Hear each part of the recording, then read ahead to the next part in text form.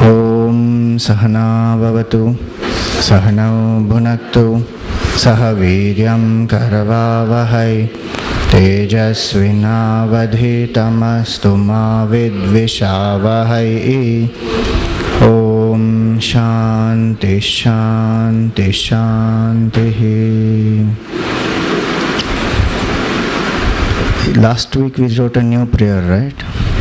Sadashiva Samarambham we wrote. So we chant that.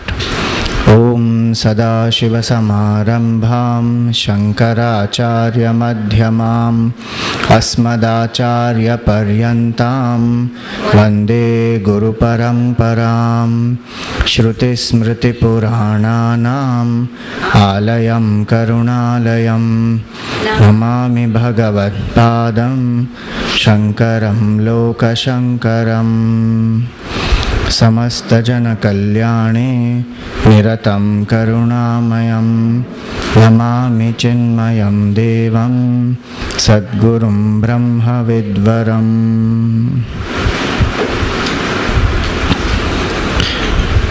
So the meaning of the last week's prayer that we wrote down is Sadashiva Samarambham, beginning with Lord Shiva, Shankaracharya Madhyamam, in between is Shankaracharya ji, Asmadacharya Paryantam, till my teacher, Vande Guru Paramparam, salutations to the entire Guru Parampara. That is for the whole Guru Parampara as such. Then specifically for Shankaracharya is the next verse. Shruti is the Vedas. Smriti is all the books that prescribe the code of conduct for the appropriate time. So as the time changes, lifestyle changes, code of conduct changes. So there are many Smritis. Shruti is the Vedas, and the truths revealed in the Vedas are the eternal truths. To live in our life according to the changing times, there are different aspects which have to be modified. Those all are under Smriti. So there is Yajnavalkya Smriti, Parashar Smriti. Bhagavad Gita also is a Smriti. Manu Smriti. These are all Smritis which give appropriate code of conduct for that particular time. And that's how our culture has survived. It has not become extinct. Because the culture has to be adaptable. It's very important factor of any culture. A culture which is not adaptable will become extinct, because continuously people change. Their thinking changes. Their value system changes. Automatically their lifestyle changes. And if the culture cannot keep pace with that, it will become outdated. So constantly the great masters in the Hindu culture have been bringing out Smritis to adapt to the changing times. So Shruti, Smriti, Purananam. Puranas are all the stories which are written to invoke devotion in our hearts for the Supreme Lord. And it requires great maturity of spiritual knowledge to understand the symbolism of the Puranic stories. Otherwise they will look very weird. But there is a lot of depth in these stories. And from childhood, when the children are learning these stories, as they grow slowly, when they learn Vedanta, the in-depth symbolism of it will get revealed. So we have literature called Shruti, Smriti, Purana. Alayam, a person who is well versed with all the three, who is an abode of knowledge of all the three. Shruti, Smriti, Purananam, Alayam. Karunalayam, extremely compassionate. Namami Bhagavad Padam, salutations to that lotus feet of the Lord. Shankaram Loka Shankaram, Shankaracharya, who served the mankind, who served the entire world and brought this knowledge to the people. So salutations to him. So this is to invoke the grace and remember the life of Shankaracharya. So since we did that, so every class we will be doing now the prayer in this order. Asmadacharya means our acharyas. Asmadacharya Paryantam means till our Acharya. So the whole Guru Parampara is beginning with Shivji, then Shankaracharya ji till my Guru. All the Gurus I surrender unto. Vande Guru Parampara. Okay. So Gita's knowledge is eternal, why we call it Gita is Smriti, it is eternal, no doubt, but it has also been adapted to the Arjuns? to the times, because Sri Krishna revived the declining Vedic knowledge. In Vedic knowledge, the word yajna means rites, ritual. But in Arjun's time, the word yajna means cooperative teamwork. That's how Bhagwan reinterpreted that word. So he revived the culture. Even Sri Krishna was a great cultural revival. We look at him only as a Lord, as Bhagwan.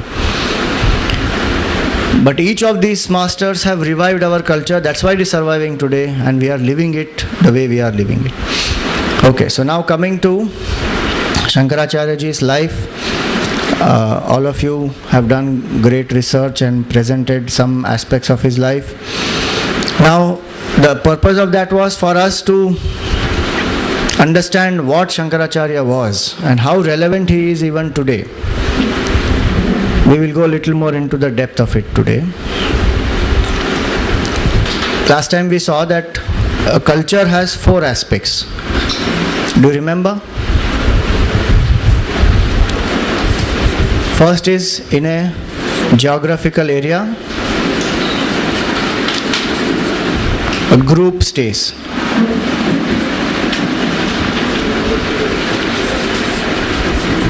For a long period of time.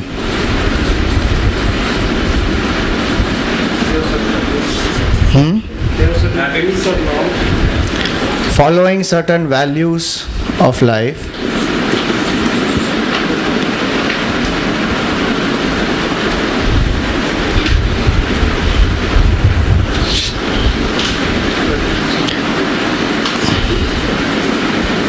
Which express in their lifestyle. Okay. So the fragrance of the values of their life which expresses in their lifestyle, when a group of people stays long period of time in a specific geographical area together, that word together has to come. They are not living as independent units, they are living cohesively together. So when a group of people stays together for a long period of time, respecting certain values of life in a certain place, those values of life express in their lifestyle through their food, their talk, their clothing, their dance, music, literature, achievements, goals, everything. That entire thing is called as the culture of the society. So culture of the society is not just the external expression in the terms of lifestyle. But in these, what is most important is the third aspect. What is the value of life which they revere in their life? Now if you remember that vision cycle,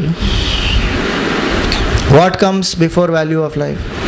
Vision, holistic, 3 kinds of vision. Vision, right? As per the vision of life will be the values of life. So what is important? When the moment we say values of life, it implies the vision of life. And we saw 3 types of vision: deluded vision, divisive vision, and holistic vision. Now let me ask you one question. What is that which binds the whole world? Which keeps the whole world together? Which unites the whole world? Peace. But we are not seeing peace. It's all pieces. The world is into pieces right now. Roti kapda makan binds everybody together. Love. Happiness also maybe to a certain extent only. But love is that which binds everyone together. No caste, creed, community, culture, nothing. No differences can create a boundary in this. Love is something which binds everyone together. Now tell me, when will there be love? When there is a sense of identification and oneness, then there will be love. So where there is oneness, there will be love. There will be vice versa also. Okay, both ways, no problem. If you have love, you will invoke oneness. Proper, fine. Where there is love, there will be values, because you don't want to hurt. And where you follow proper values, you will do your duties. If this much is understood, this vision of oneness, that's why becomes very, very crucial in life. This is called the intellectual integration in life. Shankaracharya's time was such a time when there was intellectual disintegration or directionlessness. See, if our vision is not guided by the right, if our intellect is not guided by the right vision, so if I don't have the holistic vision of oneness, then what is the aspect which will remain? Will it only be divided vision or deluded vision? Now, if I live in divided vision and deluded vision, in divided vision, I is most important. Deluded vision, indulgence, laziness, enjoyment, that way of life becomes most important. So when Shankaracharya's time was there, if you see the situation of the country, it was in complete intellectual directionlessness. Buddhism, when Buddha came, there were lots of animal sacrifices, and Hinduism had broken down into many, many sects and communities. There was no unity. Lots of rites, rituals, all that which is going on. Buddha comes onto the stage and he says compassion, middle path, eightfold way of living. He started, so the culture got revived. Then what happened? Buddha went. And time is such a thing that anybody, any culture, however great it is, will deteriorate by time. Because it is not possible for human beings to continuously stay living in that vision of oneness. The temptations of the senses, the body, the restlessness of the mind will make the person extroverted. And the moment that happens, they can't respect the values of life. They'll come down to body level, enjoyment, indulgence, compromise, selfishness. To remain selfless, is it easy? Very tough. Being selfless doesn't mean that you don't think about yourself at all. That's another extreme that people think. It's not like that.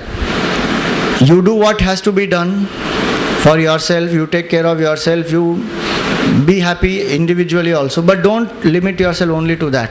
Think bigger. Think of the family, society. Have a vast vision. So when a person is not able to keep that and comes back to individualistic vision only, one loses sight of many of these higher aspects of life. And so at the time of Shankaracharya, by the time Shankaracharya came, even Buddhism had declined. Buddhism has gone into many, many sects, and there was Asatvad. So the Buddhists, when Buddha was asked, do you believe in God? You know what he did? He was silent. And the people who were around him could not understand what that meant, so they thought that if he believed in God, he would have said yes. Because he kept silent, it means he doesn't believe in God. So Buddhists, one's whole philosophy, strong philosophy is no God, no Veda, no scripture. We will just follow what Buddha said. So there was one whole sect which started believing that, and then they slowly got into rituals, they got into indulgence, and Buddhism itself divided itself into many, many sects, Mahayana and Hinayana and Asatwadins and many things. On the other hand, Hinduism anyway had got destroyed. Many people had gone into Buddhism from Hinduism also. Buddhism also did not stay in its pure form. So neither Hinduism was in its pure form, nor Buddhism was in its pure form. There was total indulgence everywhere, absolute ritualism everywhere. In that area of confusion, complete confusion, Shankaracharya was born. And if you think about his situation, look at our situation today. We looking at our situation, we despair. Kare, what is happening to the country? It is going from bad to worse. Kya hoga? Who will revive this country? In his time, it was worse than this situation also. Because even standards of living are not as they are today. There is a lot of poverty. There is a lot of difficulties in life. Intellectual directionlessness is there. And such a time he comes, and why did he choose to start with this vision of oneness? Because this is the only way to revive the culture. If the people can identify with oneness, with something which helps them to come together, rising above themselves, then the culture will be revived. So there are two types of culture which we saw last time. One is called as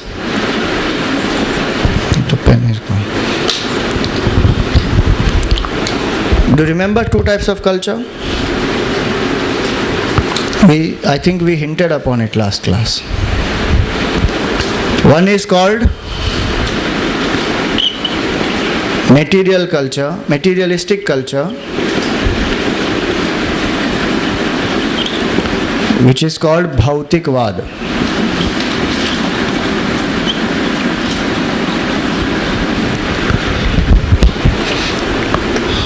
Another is called spiritual culture,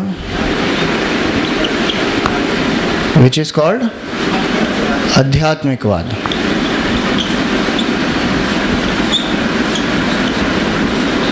Now, always remember that it is always going to be the situation that Bhautikvad will be followed by majority. It is not going to be that Bhautikvad will be eliminated. That is not possible only. Even in Satyuga there is Bhautikvad. There are demons even in Satyuga. There are indulgent people who are good but indulgent. They are also there. And there are tapasvis also, and then there are people who are realized people also. All of them are there. So it is never going to be. These two are going to exist all the time. Bhautikvad will be there. Adhyatmikvad also will be there. What is important is first to understand between these two, what is Bhautikvad, what is materialism. If I have prosperity, does it mean I am materialistic? Why not? I have lots of materials with me, I am materialistic, over, no? If I'm attached and materialistic, if you're selfish, you want more and more of things. Haan. Attached or dependent on that. Happiness totally depends on that. So if my happiness depends on things, people, and I am defining myself through that, I don't know who I am, my happiness depends only on this, then that is called materialism.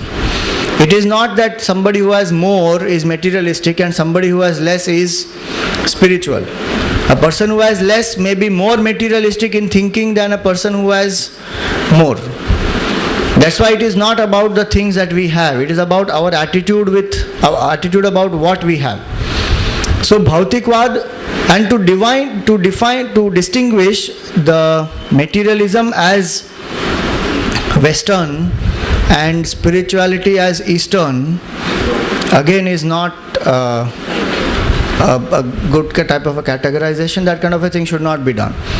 It may be that, okay, predominantly we find a lot of spiritual truths have been discovered in this country.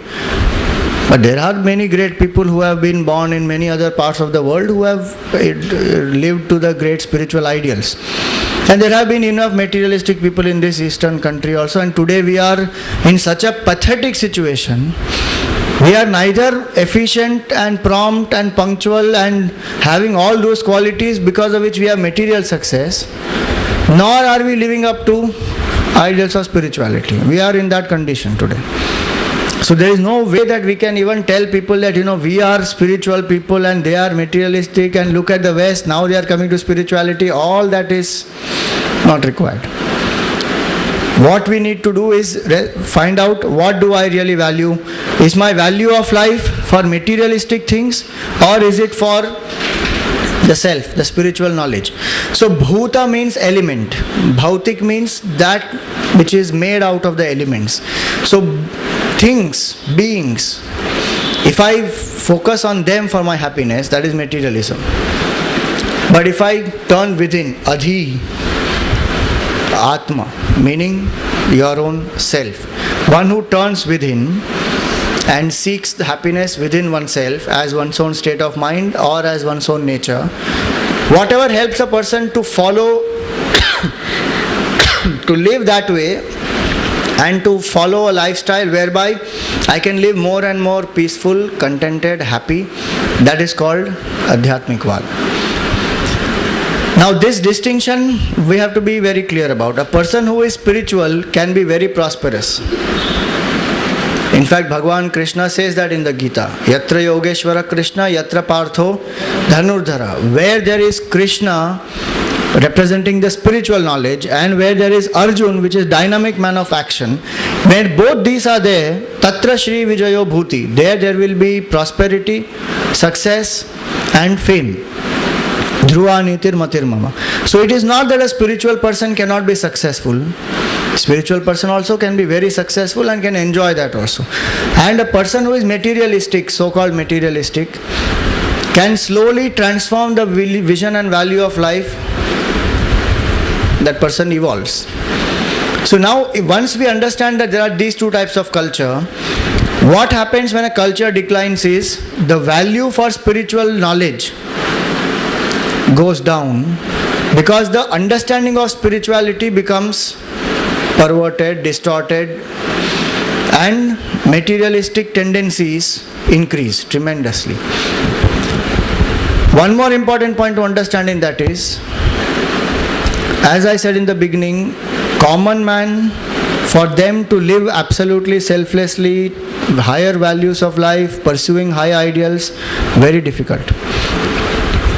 But when a culture declines, mainly a culture declines when the intellectual class of the country, the thinking class, they start following materialism, and in their thinking spirituality becomes distorted. There the decline of the culture starts. Why it starts like that? Because those who are the leaders, the intellectual thinkers giving direction to the society, such people are looked upon by rest of the people. The role models, the so-called role models, the leaders, the achievers, when they follow a certain lifestyle, and that you see even today. If some big film star or a successful sports person suddenly starts following spirituality, it will be news. This fellow went to a temple. You and I go and lakhs of people go to temple, nothing will happen. No news it will be. But that one man has to go. For whatever he goes, may not even be really a spiritual purpose. Maybe Sanjay Dutt goes to a particular dargah to pray. Now because that court order has come, it will be news. Why? Because intellectual class or looked upon by people, many people follow, and then when that person goes down, everybody goes down. So during Shankaracharya's time, that is what happened. The intellectual class had no integration. They are not following the right values of life. They are looking upon everything in a selfish way, increasing greed, increasing their corruption, increasing their materialistic outlook. When that happens, whole society declines. So first thing that has to be done to revive the culture is to re-establish the vision of the higher vision basically. In Shankaracharya's case, it was a vision of Advaita. Buddha brought about the vision of compassion.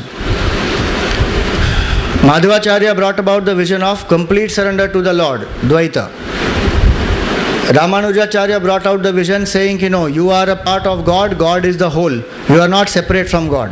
So whatever qualities God has, you also have, but in limited quantity. So each master came at his own time and revived. Jesus, when he came, he said forgiveness. Repent for your sins and he will forgive you. Because that time the people around him, the master would see what is relevant and bring it out. That is the need of the hour. So Shankaracharya started with the vision of oneness. And that is what is to understand clearly, that where there is vision of oneness. Now oneness can be at different levels. All of us are human beings. One level of oneness. All of us are Mumbaikars. One level of oneness. All of us are Indians. Another level of oneness. All of us are living beings. Still higher level of oneness. Because then the boundary of human being goes away. Then plants, birds, animals, everything will come into that. So in oneness also there are different levels. At which level one identifies. The highest level of oneness is that the truth in you and the truth in me is one and the same, and it is that truth alone which is expressing as all this. So everything here is divine. You are also divine, I am also divine, even this chair is divine, everything is divine. If that vision of oneness comes about and a person understands that if everything is divine, meaning there is only one absolute infinite truth, automatically there will be love for everything. Compassion will be there, love will be there, service will happen, values will be followed. So that's why Shankaracharya championed Advaita, because the essence of Vedic culture is the knowledge of Advaita, knowledge of oneness. And that essential knowledge of the Vedic culture, that was lost. And what was left out was empty rites, rituals, meaningless rules, unnecessary kinds of dogma. Even today, if you remove Vedanta, suppose we don't give you the meaning of any of the things that we teach. We just say you have to do this. Bhaja Govindam, Govindam Bhaja Mudhamate. Oh deluded fool, sing Bhaja Govindam. You will say, why should I sing? I said, I am telling you, just sing. Will you sit here? Next class you will say, Swamiji, aap karo Bhaja Govindam. We are doing some other bhajan only now. You tell us why. If you don't tell us why, we are not coming. Because we have a quest, we have a thirst to know. That is what happened when this knowledge was not given to the common people. A particular group of people held it in their custody. Those are the intellectual class of people, so-called Brahmins. And what did they do? Fell down in their understanding of the culture, became mere rites ritualists, pandits, became greedy. All those things happened. So knowledge, the moment it is disconnected from the society, only empty rituals remain. That is the sure way of destroying any culture. And that is what the British also did. What did they do? They removed the knowledge of Sanskrit from our culture, from our education system. They started giving scholarship to the people who are studying English, and made it appear that to study English is fashion, is stylish, it is, what you say, very intellectual. Necessary.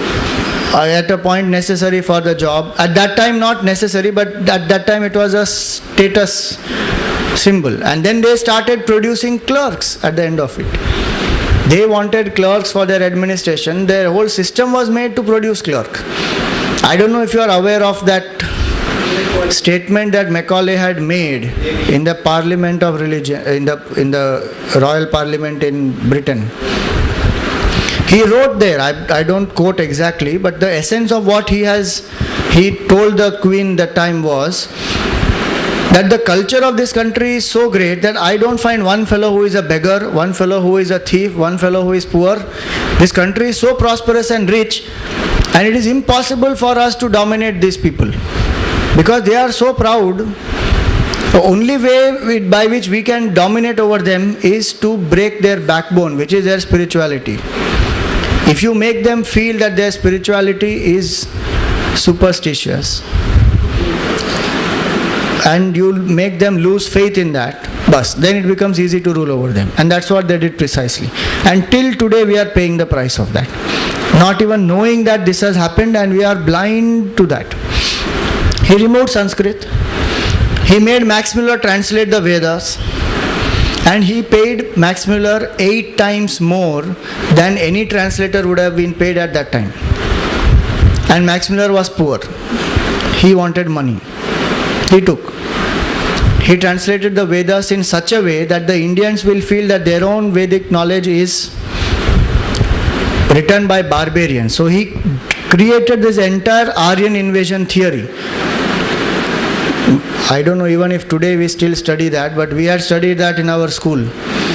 Aryan invasion theory, these Aryans came from Central Asia, they are nomads, they are barbaric people, they are tribal people who came here. Army of India is something like they're representing like this. Yeah. Because Jawaharlal himself studied it. Yeah, everybody, that has been passed on, Jen. There was no Aryan invasion. Today enough proof of that. Linguistic proof, geographical proof, marine, archaeology proof, lots of proofs today available by which genetic proof. So many proofs are available by which they say that there is no Aryan invasion. This was a theory cooked up by Macaulay to make the Indians feel that your scriptures are not your inherent scriptures. You are dumb people. These people came and wrote the scriptures and they gave it to you. And who are these people? They are nomads. So what they have written also is useless. Basically we are left with nothing to hold on to. So we fall in our own eyes. And then whatever is English is superior and whatever is Indian is inferior. Bas. So intellectually they conquered us, please remember. And once they conquered us intellectually, they ruled over us for 200 years. They even rewrote Indian history. Yeah, they rewrote whole history. People who were not allowed to come to India and they had to rewrite it from UK itself because they were getting influenced when they came here. So they rewrote it there and because then it's been coming down 200 years. Yeah. Even Max Muller did not come to India. Do you know that? Max Muller never stepped into India. And we have Max Muller Bhavan all over the country, revering this fellow who destroyed our culture. But one thing which happened to Max Muller is, he was lucky. Because he got to study the entire Veda, number one. He translated the entire Veda. And you know, at the end of his life, he was so repentant. He said, my God, what have I done? The truths which are revealed here are so amazing, so fascinating. If this is the lifestyle of people, and he came out to tell the British people that I want to retranslate it. Don't pay me anything.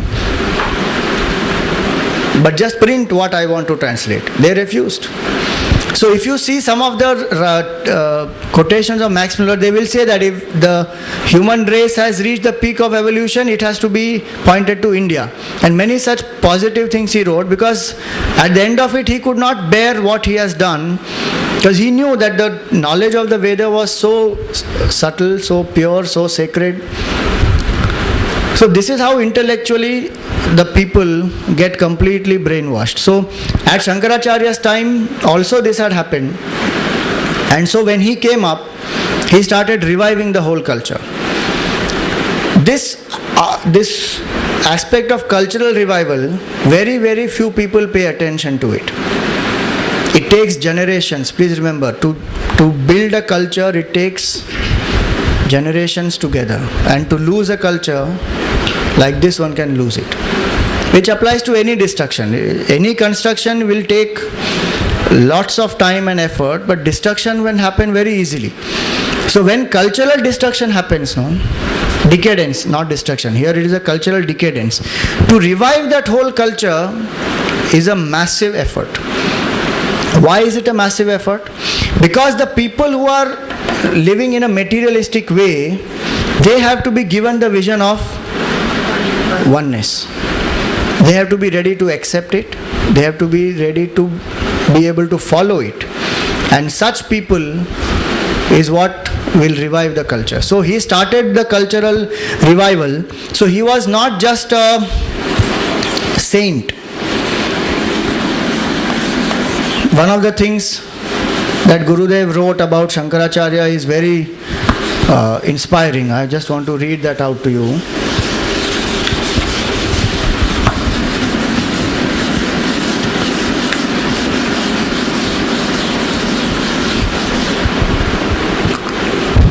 In this book, Shankara the Missionary, the first article that is where Gurudev writes is, In his missionary work of propagating the great philosophical truths of the Upanishads and of rediscovering through them the true cultural basis of our nation, Acharya Shankara had a variety of efficient weapons in his resourceful armory. Now he says, he was indeed preeminently the fittest genius who could have ever undertaken this self-appointed task as the guardian angel of the Rishi culture. So first point, now I'm going to explain to you some of the aspect of the leadership qualities of Shankaracharya. See, I'm not going to go into his stories, that all of you know, and that the groups are presented, but different aspects of Shankaracharya is what we are going to cover now. The leadership qualities. First point is where Gurudev says he was a self-appointed, he took this upon as a self-appointed duty. Nobody told him that, come on now, you have to revive the culture. He saw that culture is going through decadence. This is the need of the hour. I have to re-establish the glory of this culture. So at a very young age, he studied the Veda, which was the tradition in India, to study the Veda for this young, this small children, they're sent to Gurukul and they get Janev, Sanskar, and then they do the Gayatri and then they study the Veda. But he mastered it at a very young age. And when he saw the life which is mentioned in the Vedas, the way people are living, what is the state of Hindu culture, he was totally disappointed, thoroughly. So first quality of a leader is the person looks around and finds out what is the need of the hour. If I understand what is the need of the hour and I feel passionate about that this has to be done. Nobody has to tell that to a leader. That's why many people say that a leader is not created, a leader is born. Both are actually true. Leader can get created also. Person can invoke leadership qualities also, and you can train a person to be a leader also.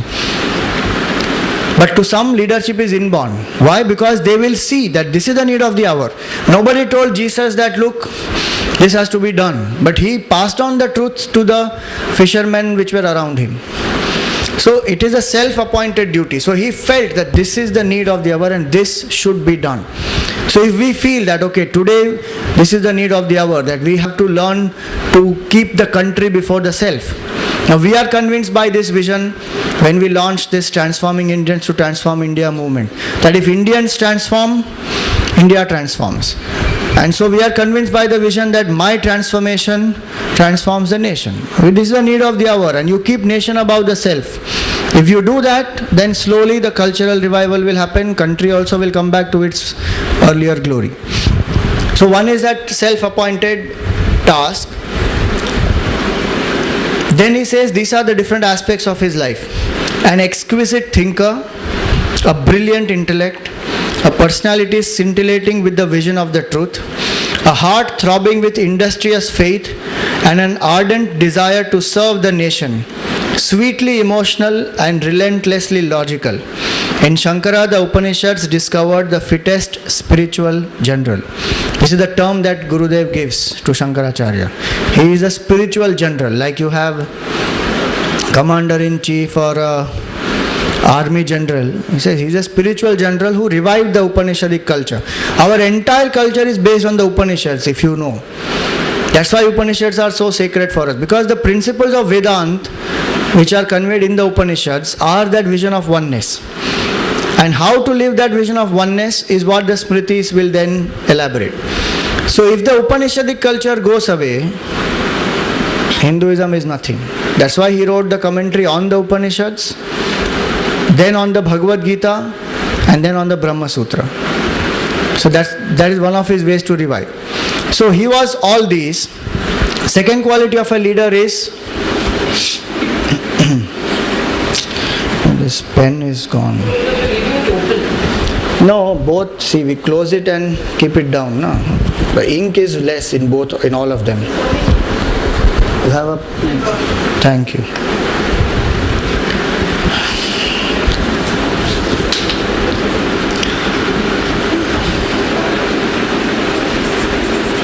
Second quality of a leader is there is a complete personality integration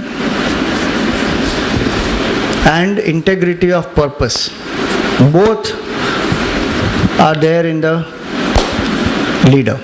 So in this Gurudev says, right, that he had a visions of the truth. His heart was filled with, heart throbbing with industrious faith. So he had faith and love, and he also had desire to serve. All the three are required. You must have a vision, you must have love in your heart, you must be dynamic at the action level to serve. If all the three are there, the leader can accomplish whatever one wants. If any one of them is not there, very difficult to achieve anything.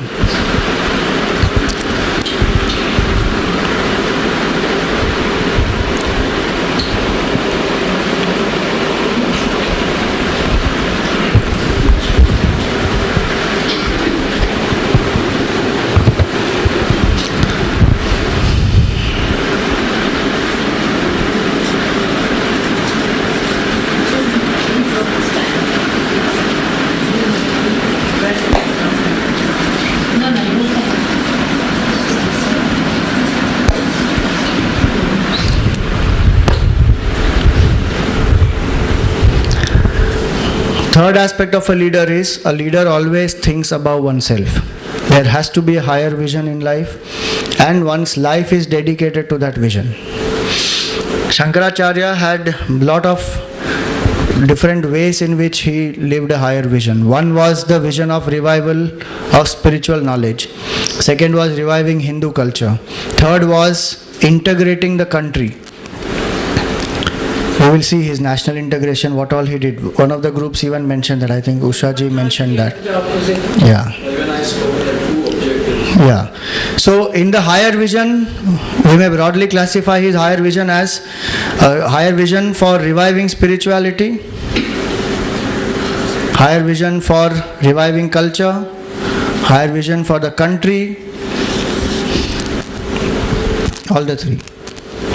To find one person to be dedicated to all these is very difficult. There are people who have revived spiritual knowledge. Vedavyasa revived spiritual knowledge.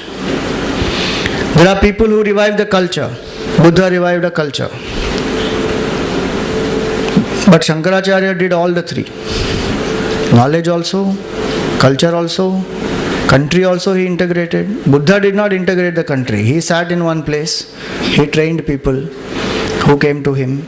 Maybe moved around a little bit here and there, nearby. He never went across the whole country. If you see Vivekananda's life, he did all this. Gurudev's life, he did all this. To a certain extent, Samarth Ramdas also did. Integrated the western portion here. Revived the culture here. Spiritual knowledge also he revived. So a higher vision, and he is dedicated to that particular vision.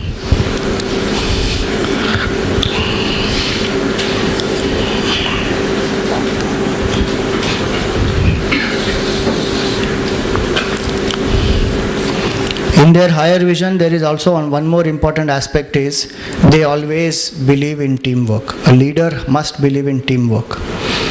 Individual brilliance can achieve something.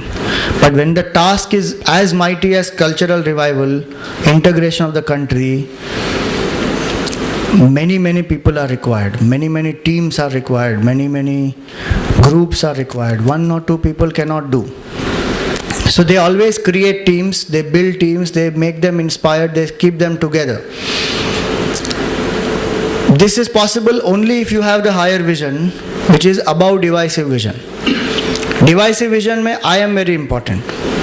As long as I am important and I keep wanting self-importance, a person cannot be a true leader. Because a true leader is identifying with the cause more than oneself. This cause is more important.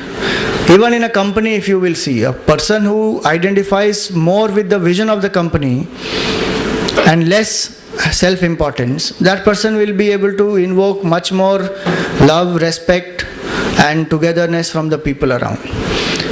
So the teamwork is one such thing because of which, when holding on to which one can rise above. And these great masters have inspired many, many such people. They build their own teams who will go out and share, who will build further teams, and that is how they revive. So they believe in that teamwork aspect, and in that they do it in spite of opposition. To any cultural revival, there will be opposition. Forget cultural revival. To anything which is trying to rise above individual selfishness, there will be opposition. Because people will not understand, and the very same people who are opposing you, if you continue to give them the vision and serve them, they will transform. If you condemn them and reject them and say you are not fit for this, go away, nothing will happen. Because these are the very people whom we have to transform. And hence for the leader, compassion is a very important quality. A leader is not only about achievements, greatness, success, numbers, targets. It's about dealing with people, understanding them, taking them along. So you will read all these popular quotes if you take up these leadership books, and so one of the quotes there is, leadership is not on people, leadership is with people. And we'll say, wow, what a quote. Some James Matthew has said it. Who is James Matthew? We don't know. But James Matthew said it. Leadership is not on people, leadership is with people. There's no James Matthew like that. I'm just cooking up one name. Don't start searching James Matthew. Who is this fellow now? I'm just saying a name because we are so conditioned by this Western concept now. We don't ask only who is this fellow, but one Western name will be written behind one quote. Then we will start quoting, even in speeches and even in projects and theories and theses. One quote will be put, one Western name will be put. Wow! That deep is the, what do you say? That mindset which has been drilled into us that Western things are fine, Indian things are... Slavery. That is. Nothing wrong in quoting, but please find out now who is this guy? What has he said? Why has he said? Did he even say it? Swamiji, we don't have time for all that. We will just quote. So anyway, doesn't matter. Point here is, in spite of opposition, a person who is a leader will continue to do the work. How that comes? Because of two qualities. One is the steadfastness in the vision and the higher purpose. Second is compassion. Because at one point in time we were also at that place.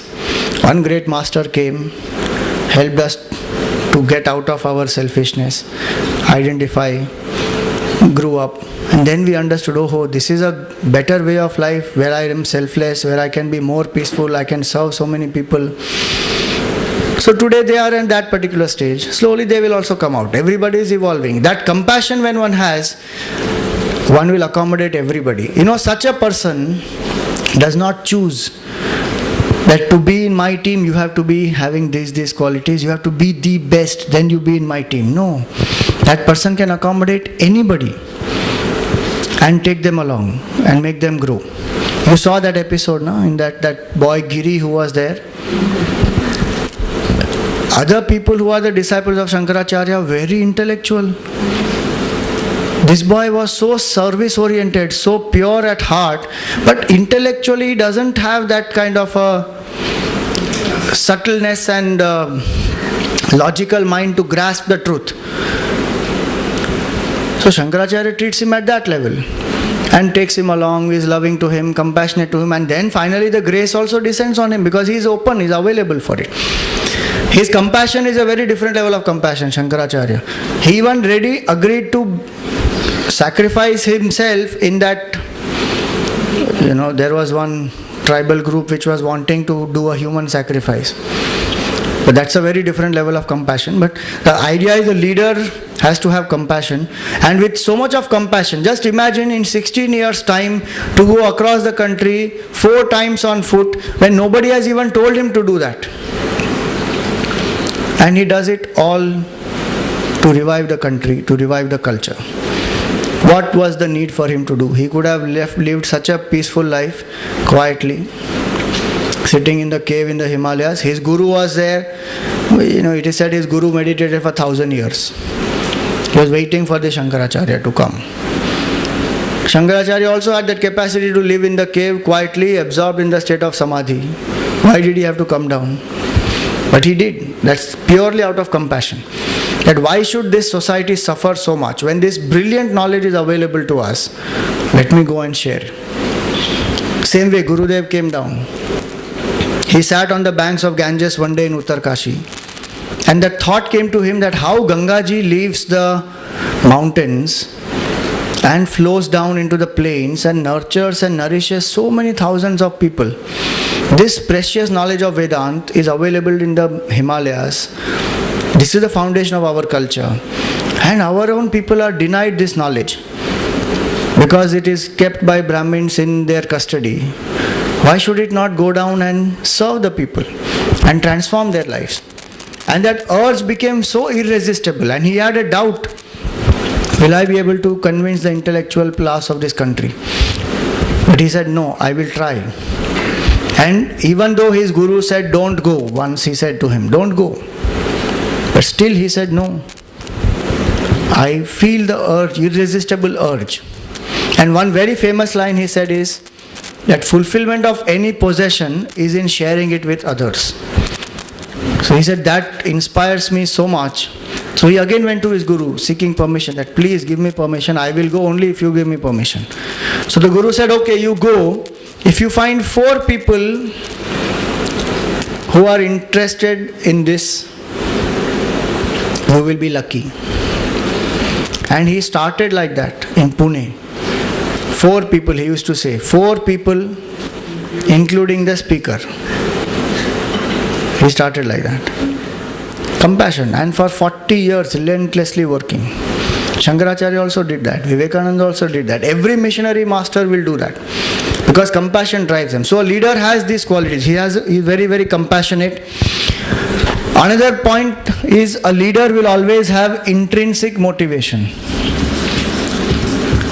In motivation theories, you will find this: intrinsic motivation and extrinsic motivation.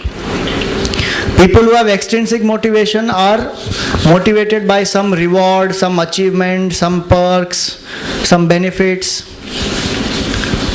To a certain extent, it will keep them inspired. But after that, again they will find, okay, I have all this, now what next? Their motivation may also go down. But the one who has intrinsic motivation, it will keep on going. It's an inexhaustible source of inspiration. That's why intrinsic motivation is called inspiration. It's an inexhaustible source and it will keep on flowing. In fact, the more opposition comes, the more it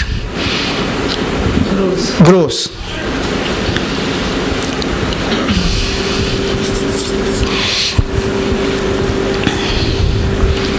A leader always has a strategy. Whatever goal and higher vision they have to achieve, they will have a strategy for it. It is not that, because they say, okay, we are surrendering to Bhagavan, whatever happens will just happen. Whatever strategy they make also happens through them by Lord's grace only. That also they know. So they will have a strategy. What was the strategy of Shankaracharya? First is target the intellectuals. Because we saw that how the intellectuals, if they stop respecting the values of life, finished. The whole society will degenerate. Now how did he target the intellectuals? Go and meet the people who are following a certain way of life. In India there are many, many philosophies. That's the beauty of India, because many great masters have done subjective research. Try to inquire into what is beyond this body. What is the purpose of life? What is the truth? All these. So as a result, they have come across many different conclusions according to their levels of evolution. So Shankaracharya met these people. He used to have intellectual debate.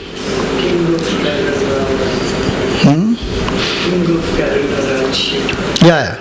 Different. So sometimes he would meet kings, sometimes he would meet scholars, And he would have debates with these people. And he would meet ritualists, he would meet materialists, he would meet atheists, different types of people, because all these philosophies are there. Atheism is there, materialism is there, Charvaka is there. Charvaka is materialism. One of the groups mentioned that, I think. And Tantric? Yeah, he met Tantric also. So all these types of people, different types of people, he met all of them, convinced them. Now, beauty of India at that point in time is, if you lose with me in a debate, you are open enough to accept this view of life and hence change your way of life. You know, it is not to be looked upon as a punishment for the loser. You know, many people, they will say, देखो हमने उसको हरा दिया, उसको मेरी बात माननी पड़ेगी, and he has to convert to my opinion. No. See the intellectual openness in that country, that if you convince me of a better view of life, I am ready to accept. Because my opinion is not important. Truth is important to me. And if what you are saying is convincing enough, and that is truth, I will accept it. That's the openness which was there in the country at that time. So, first thing he did is targeted the intellectuals. And how did he target them? In many different ways. First, he wrote commentaries. See, the commentaries and the books that the masters have written have outlived the masters, and they have served generations and millenniums together. Even today, if we are reading Bhajagovindam, think about it. The composition of his. Even today, we follow the Gita commentary. Gurudev's Holy Gita follows Shankaracharya's commentary very closely. That's why one of the best commentaries on the Gita is Gurudev's Holy Gita. So even today, so by writing the commentaries, for us it may look like, Arey kya, why did he write all this now? What difference it is going to make? But by writing the commentaries, he guided the intellectual generation of that time also and future generations to come. So he wrote commentaries that the groups have spoken about, so I will not go into the details of it. On the Gita, on the Upanishad, on the Brahma Sutra, these are the three main texts of Sanatana Dharma. We call them as Prasthanatrayi. The Gita, as I told you, is for not only the eternal truths but the code of conduct. Then the Upanishads are the revelations of the Vedas, highest truth, quantum physics, metaphysics, all that comes under that. And then Brahma Sutras are resolving the contradictions appearing in the Upanishads. So he wrote these. Then he also he composed many stotrams. So second thing what he did was, the devotees, he gave them a clear direction. See, not everybody is an intellectual. So one is he wrote commentaries. I'll come to these devotees later. Targeted the intellectual through his commentaries. Second is through the debate. Through this he targeted the intellectuals, that he had debates with them. Then he also wrote many stotrams. He revived many temples.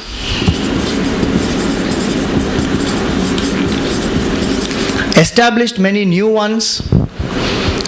He brought an order into the system of worship, and that is called as Shanmata Sthapana. Meaning, from many gods, you know, even today that confusion persists. Suppose I ask you, God is one or many, what will you say? One manifests into many. One God, many gods. One God manifests into many. But if I tell you to remove all the idols from your puja room and keep only one idol, will you do? I can do. Yeah, those who are ready to do, very good. Many will not do. They will say, अरे but Ganesh ji तो बहुत गुस्सा हो जाएंगे बाबा, मैं कैसे गणेश जी को निकाल सकती हूँ, इतने साल से उनकी पूजा की है मैंने, वो how will I remove? Lot of confusion in the mind about God, about ritual, why should we do, if we do then what will happen, if we don't do what will happen, all kinds of chaos. And then people will say Hinduism has how many? 33 crores gods. That also we don't understand. We equate Devata with Bhagwan. We don't have 33 crore Bhagwans. We may have different forms. And we have Brahma, Vishnu, Mahesh, and then Krishna and Ram and Durga, Devi. All these are Bhagwans. And there is all Devatas, Indra, Varuna, Vayu, all these. So too much of confusion about this concept of God and Devatas, and then there's worship and whom to worship. So he divided this entire thing into 6 streams. Shanmata Sthapana it is called. So those who are worshippers of Ganesh, of Devi, of Shiva, of Krishna, of Kartikeya. What did I say? Ganesh I said? Devi, Krishna, Kartikeya, Shiva and Surya. 6. Who is Dakshinamurti then? Shiva. So Ganapatya, Shaiva, Vaishnava, then Shakta is Devi, then Saura is Surya, and that is, they are called, they follow Subramanyam or Kartik or, but what is their name I forget. Like Shaivites, Vaishnavites, Ganapatya, Shakta, Saura, like that there is one more for Subramanyam, Kartikeya. So across the country he found that people can worship the deities when they are classified into these 6 forms. So from many forms he brought it down to 6 forms. All the different forms can be boiled down to these 6. So he classified, he revived the temples, he established Shanmata Sthapana, he made the changes in the worship, he also established ways of doing puja. And he established many of these rituals which are actually the way in which it is supposed to be done. Because all the tantric and the animalistic sacrifices and many things had come in which had polluted the entire ritual system. Because people need rituals. Even today I tell you, intellectual people are very few people in this world. Very few. Majority still believes in ritual.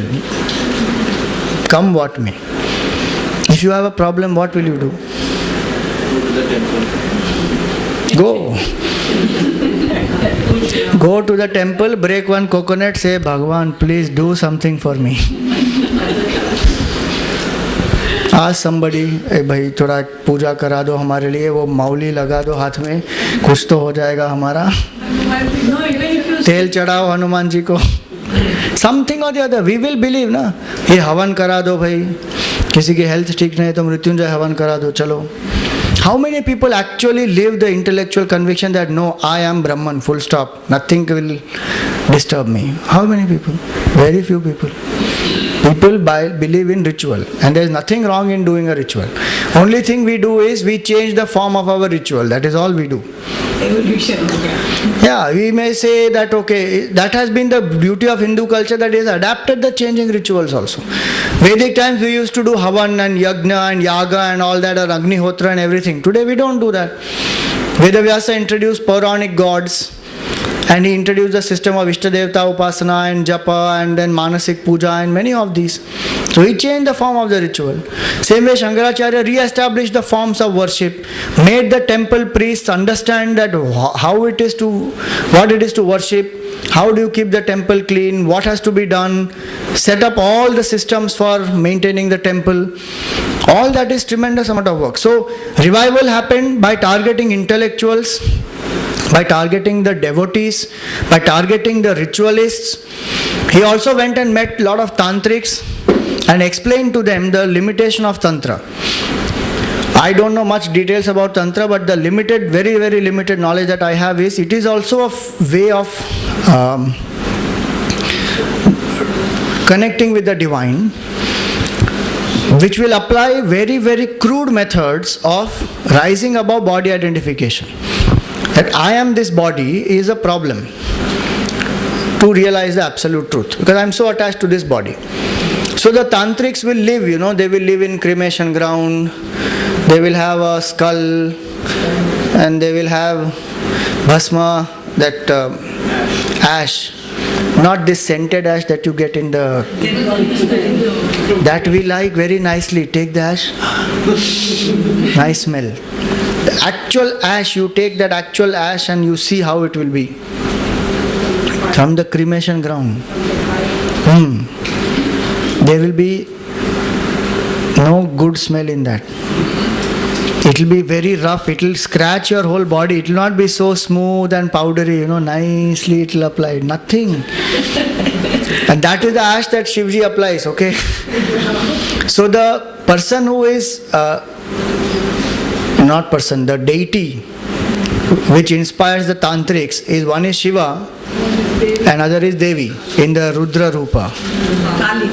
Kali, that's what. So the idea is they will drink blood and they will do what all those things they do. Animal sacrifice literally is to sacrifice the animalistic tendencies. It's not that Bhagavan wants a bali of this animals. The ritualists will say that iska khoon aana chahiye, iski bali honi chahiye, then Devi will get pleased and whatever. That is up to them, what they say. We don't know why that degradation of culture had to happen there. Because to get an animal means you must have that much of money. It's all ways of, making the money. At that time the wealth is measured how? Through the cattle, through the goats, through the cow, through all these. So your wealth is measured with the cattle.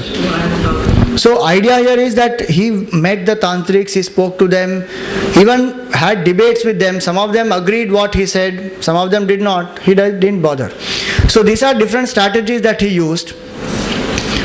He also did this national integration by various methods, So he trained different priests, put them in different places, made them aware of the culture of their the new place where they have been put, so that they become aware of that. Like many people in South do not know the glory of Shivaji. Why they are oblivious of that. And they don't know that it is because of Shivaji that their culture down there got protected. Because he was a mighty force here and he did not allow the Mughals to penetrate down there. But they are oblivious. Okay, what Shivaji did, because of which South India is what it is today. They don't know that. Like that, many places in the country, many different people of other parts of the country have contributed so much for them to be what they are. But they don't know. So what he did, take the Pujari down from Kerala, put him in the Himalaya. Let him understand that the people in the Himalayas, what kind of difficulties they go through, what kind of extreme climates that they have to face, and prevent all the invasions and attacks, so that you people down south are able to follow your culture. Take the person from there and put him into Rameshwaram and make them feel what it is to live down there in the south and what are the conditions that they have there. So that is another strategy where he did. He made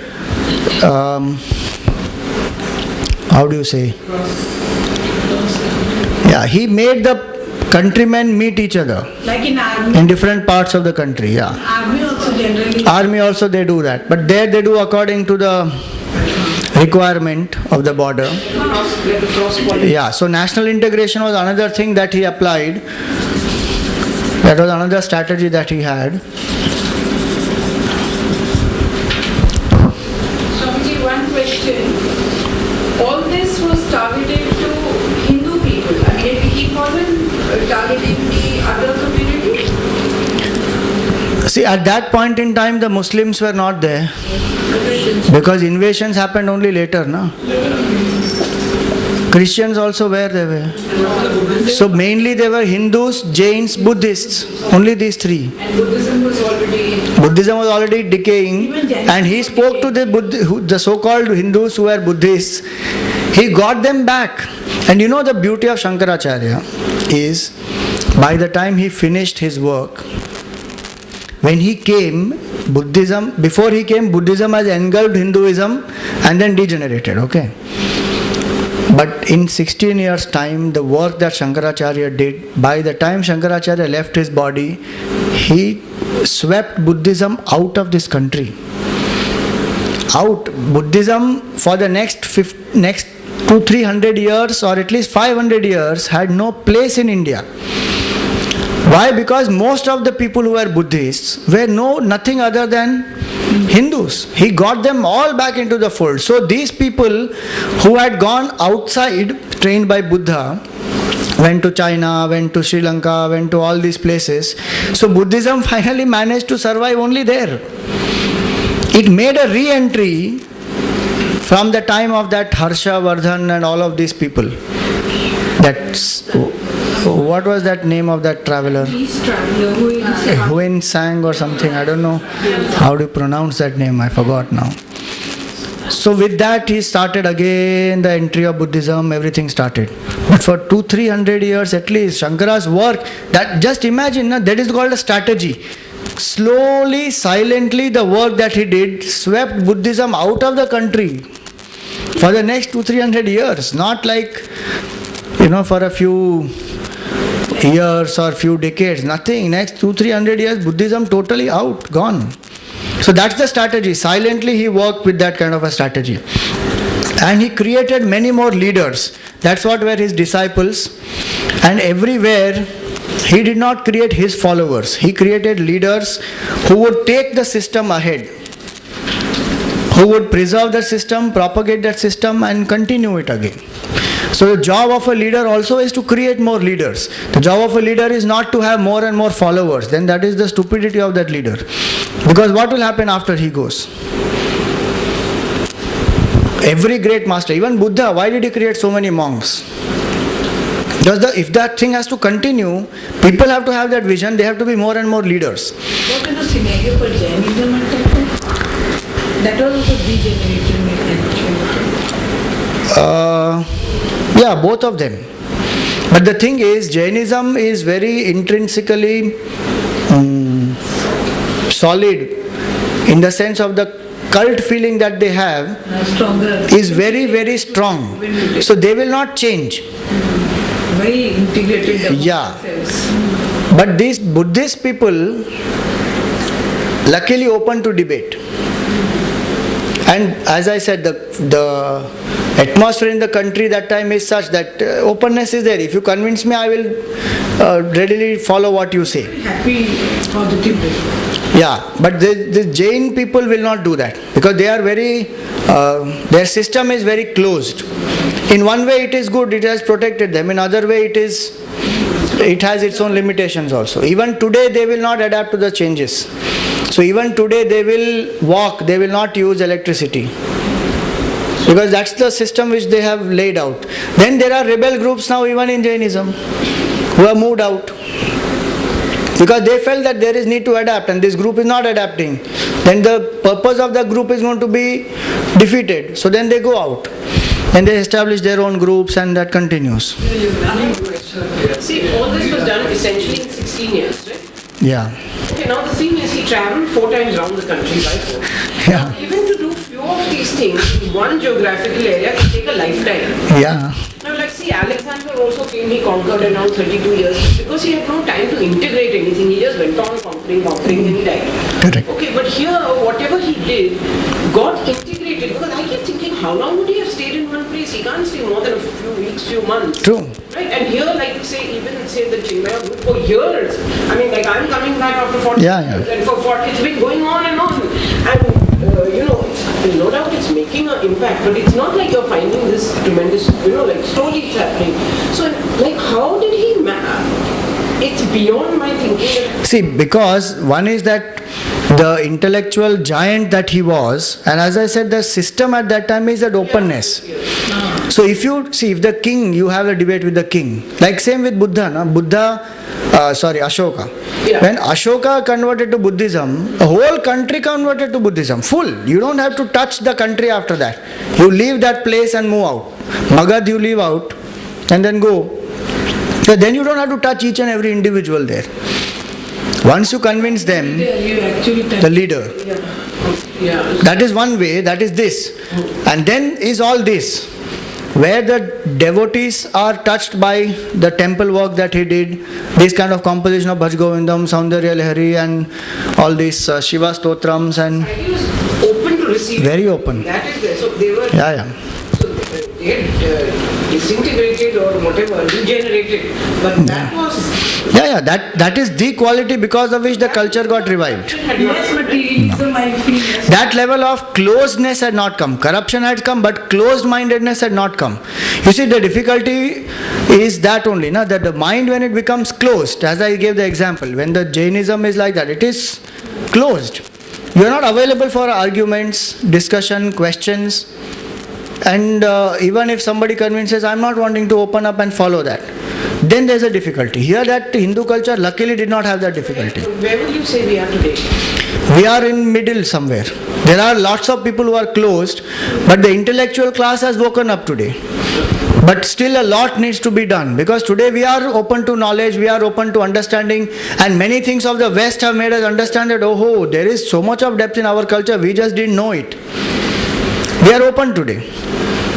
But there are many who are closed because that's natural, because they have their distorted notion of spirituality. They will think that this is all useless and this is fanaticism, and unfortunately Hindutva has become branded with a particular political agenda, and so it is all mixed up. The religion and politics has got mixed up, and it has created division, war, discrimination. So that group which thinks of it in a closed way, it takes time for them to open up, but slowly they also open up.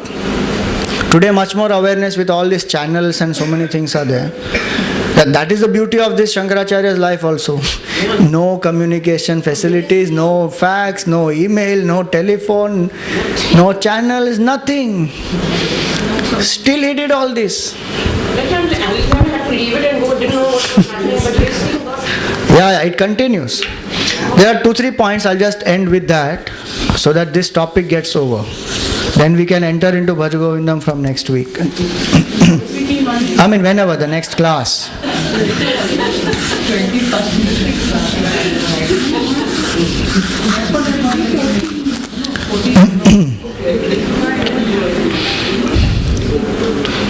So I said he created leaders, right? What was that? H? What was that? Okay. Next is he established institutions also.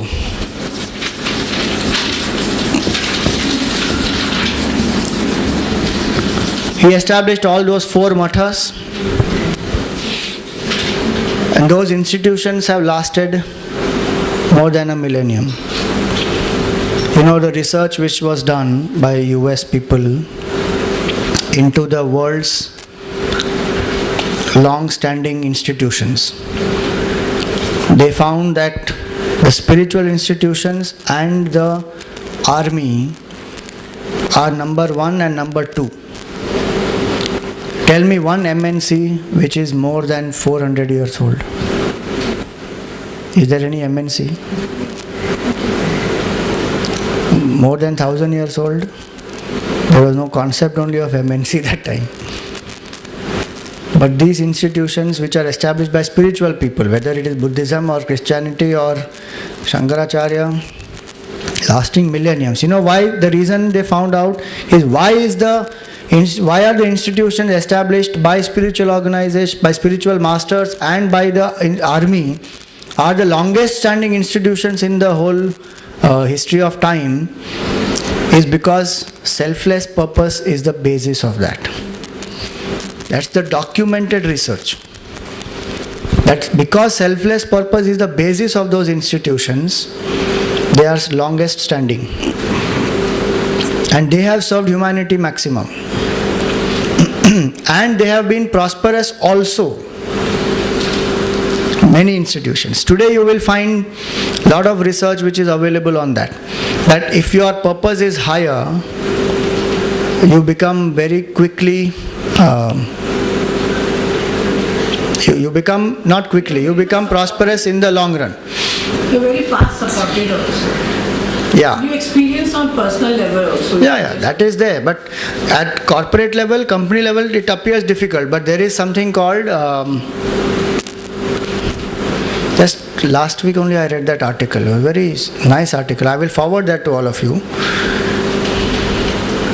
Some capitalism it is, some one form of capitalism. I forget that exact term. But that's where they say that if you are capitalistic only for the purpose of profit, then in the long run you don't survive. But if your intention is profit, but on the basis of service and selflessness, you perform exceedingly well. And this is a corporate world. I'm not talking about spiritual world. I'll send you that article. The documented research is there on that. Any example of army inspiration? All the armies of the world. Longest standing institutions after the spiritual institution is the army. Most of the armies of the countries are doing it because maybe one is that, okay, they're bread and butter and all that, people who want to work in the army. But why are they ready to risk their life? Because they have a passion for the country also. They have. Even today in North India, many of them send their children to the army. One child will be going to the army. Where is that culture? Is it there in our West? West means our part of the country and down south. No. They have been warriors, they have been defending the country for ages. And still they have that spirit that we have to protect the country.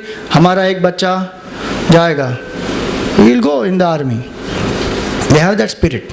So that selflessness is the basis there. So established institutions. Are there any spiritual institutions which are outside India which have survived so long? Or they were all in India as part of the... No, many of them. No. Christianity itself is an example. Catholic Church. Yeah. Must be Islam also, I'm sure. Maybe, yeah. There will be. No, but even in China, in spite of communism. But spiritual in China, I don't know. Buddhism there will be. हाँ वो तो Buddhism ही हुआ ना वापस. हाँ right.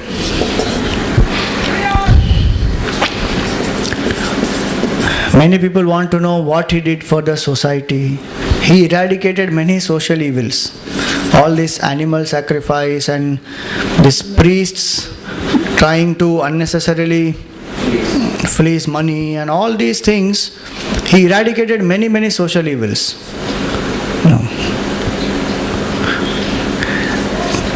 Even the way he came back to fulfill the vow that he gave to his mother, and he said, whenever you remember me, I will be there, and at the time of death, I will be close to you and I will do your Agni Samskar. And a sannyasi is not supposed to do. He did not care for the orthodoxy. He said, this is a promise I gave to my mother. And what is wrong in this? This is not a selfish act that I am doing. When a person is not supposed to do Agni Karma, it means that selfish ritual you don't do for gaining some material gain or some punya and going to heaven, all that. This is not a selfish act like that. So he eradicated many of these orthodox rules which are not followed in their spirit. And he established the spirit of that. So social evils also, many things he eradicated. And he also had, 10 points we have written, right? Last point here is, his entire work was knowledge-based. Today we talk about knowledge-based economy, knowledge-based product, knowledge-based systems. His entire work was knowledge-based and he created many systems. If somehow Hinduism has survived, it is only because great masters have brought in some systems into place. Vedavyasa did that when he systematized the Vedic knowledge. So even today Vedic knowledge is available. If it was left to only listening and memory, it would have gone long back. He realized that no, in time people are going to find it difficult. Today we can't remember our multiplication table also. At least we know multiplication table. Phone number, true. 5 years ago, phone numbers we could remember because we had to dial. And we used to have this, small... the separate electric diary type, where you record the number. And then phone is separate. So you are forced to see the number, dial and then make. Now nothing. Phone is having the number stored.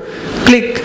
So you don't know only the number. Phone gets lost, you are lost. Gone. Phone lost, everything lost. Of course you have backup and all that. But point is, that's the level of our memory now, which we have come to. Imagine if Vedavyasa had to trust us and Vedic knowledge had to be, we were the custodians of Vedic knowledge. What would have happened? It would have got erased long back. So he brought in systems. Same way Shankaracharya brought in systems, knowledge-based systems. He systematized many things. So today also we have available Vedanta to understand systematically. He wrote, the knowledge-based work means that. He wrote books which you will be able to understand Vedanta systematically. So Tattva Bodh, Atma Bodh, Bhaj Govindam, Sadhana Panchakam, all these he wrote, so that you become ready for Gita. Then you read Upanishads, commentaries are there on Gita and Upanishad. Then you come to Brahma Sutra. So systematically you study Vedanta, there is no confusion. If you don't study Vedanta systematically, straight land up into Bhagavad Gita class. Lot of people do that. They want to study Gita straight. Why? Fashion. Where are you going? Gita class. Simply. Why? Because everybody wants to study Gita. I also am going to study Gita. Are you ready for it? One man was asked, one teacher was asked by the student, is Gita a good book to read? The teacher said, you are asking a wrong question. You should ask whether you are good enough to read the Gita. Don't ask, is Gita a good book to read? Gita is a fantastic book to read, but are you good enough to read the Gita? Meaning, are you prepared? Then we should start with what? Tattva Bodh or? Start with Bhaja Govindam. And Gurudev took one step ahead. Art of living. Earlier was Art of Living, now it's Kindle Life. He wrote a book called Kindle Life. So in the study scheme that Swami Chinmayananji has given, Kindle Life is first book, then Bhaj Govindam, then comes Tattva Bodh, then comes Atma Bodh. What about self-unfoldment? Same. Kindle Life, self-unfoldment. So you create a system like that, whereby if people understand spirituality systematically, bas, job is done. If you simply give scripture to people, ki now read, that is not cultural revival. Because they can't understand. And they suddenly take a book and start reading, and then they say, world is Maya. Hare, what is this? All this is Maya. They can't understand. And then they misunderstand, then they start indulging, enjoying, then they say, this is all not applicable in my life. That's what will happen. So last point here is that he did knowledge-based work, created systems, ensured that that knowledge is available to people in a systematic way, and that's how the culture continues to survive. So these are few aspects of his life, his leadership qualities. As we study Bhaj Govindam, we will appreciate Shankaracharya more and more. In April or May sometime, there will be one Adi Shankara Jayanti which will come. That is the day which we celebrate. Not Guru Purnima. Shankara Jayanti is the day when Shankaracharya was born. We will celebrate that Shankara Jayanti. So I just want to conclude here with this one last aspect of what Gurudev wrote. He wrote that the Acharyas of old never found leisure in their lifetime to write their autobiography or to celebrate their birthdays. Self-effacement was the very spirit that governed their life and activities. Self-effacement. Meaning they never wrote down that this is my composition. In the entire Upanishad there is no signature of the rishis. That this is what was revealed to us. Because self-effacement, meaning let the ego dissolve in that higher purpose. And hence, therefore, all that we know about our great rishis and mystic scholars are but traditions clothed in exaggeration, together describing an adorable creature fleeting across history, an ethereal light that flashes across in its own blinding glory. That's the reason why you have so many miracles attributed to Shankaracharya. Because to understand Shankaracharya's depth, not very easy for a common man. So you have to glorify that character. Make him feel larger than life, extraordinary, doing so many miracles.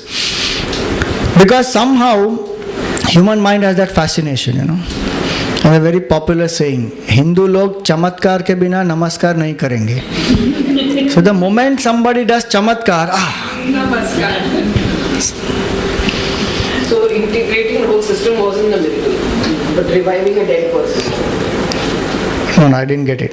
No, I mean, what what all he did was a miracle in itself. Haan. The way he revived the whole country. Haan. But people still want a dead person to be revived. Yeah, people want a dead man to be revived. People want that, "Arey, he just said and the river changed the whole course." Wow, wow, wow. Have them study. So all those miracles are given. He walked on water, Padmapada came walking on water, and then by his grace that Giri started speaking. See, grace factor is there. There's no denial about that at all. But what we do is, you idolize that person so much. Arey, Shankaracharya, so divine. He was avatar of Bhagavan. He can do all this. We are the ordinary people. We can't do any of this. And what did he teach? You are divine. That is what he taught. No, you are divine, we are ordinary. Finally, we settle down in that. And that is the reason why, when the vision of the master is not understood, whatever work he does, very soon all that gets lost. Unfortunate it is, but even today, the mathas that are established by Shankaracharya understand Shankaracharya much lesser than what actually he was. So you see, last thing what Gurudev writes here is, a lot is known of Adi Shankara, but very few know the Shankara. That who was Shankaracharya? What did he do for this country? How did he live? Very less is known about all that. You just idolize him and then make him a saint and then stop learning from him, say that he can do it, we can't do all this, and then get caught in selfishness, ritualism. So he says, the more we learn to adore him, not as a divine incarnation, but as a sincere man, inspired to serve the country and reconquer the nation from its slavery to alien ideologies, the more we shall successfully pay our tribute to our own culture. I think you should read this article of Gurudev, amazing article on Shankaracharya. And there is a talk of Gurudev on Adi Shankaracharya. You know, he was called to Bangalore to give that talk. In absolute ill health he was, but the talk was fixed up many days, months ago. So he came, he sat there, and he begins the talk like this. He says, a missionary has no excuse. Even the sickness of the body is not a reason great enough for a missionary to swerve from his duty. And at that time, his heart was working less than 16%. He had fever, diabetes is at its peak, coughing away. But he came there because he was called there, and thousands of people have sat there, and the topic is Adi Shankaracharya. And he lived his life totally inspired by Adi Shankaracharya. So for him, Adi Shankaracharya is the complete inspiration of his life. And he spoke. So that talk, this audio CD is available there. Maybe whenever you want, if you feel, please buy that talk. And also Gurudev's talks on Bhaj Govindam as DVD with subtitles, they are also available. So maybe next Sunday next class when we will keep them. If anybody wants, you can take it. So that let us understand Shankaracharya much more. It is because of him that we are living our culture today. We owe a lot of debt of gratitude to him. And all these books of Vedanta that we study, Tattva Bodh, Atma Bodh, Bhaj Govindam, Sadhana Panchakam, commentaries of Gita, all that we are studying today to appreciate our culture is because of him. So let us have that gratitude in our heart. We stop for today here.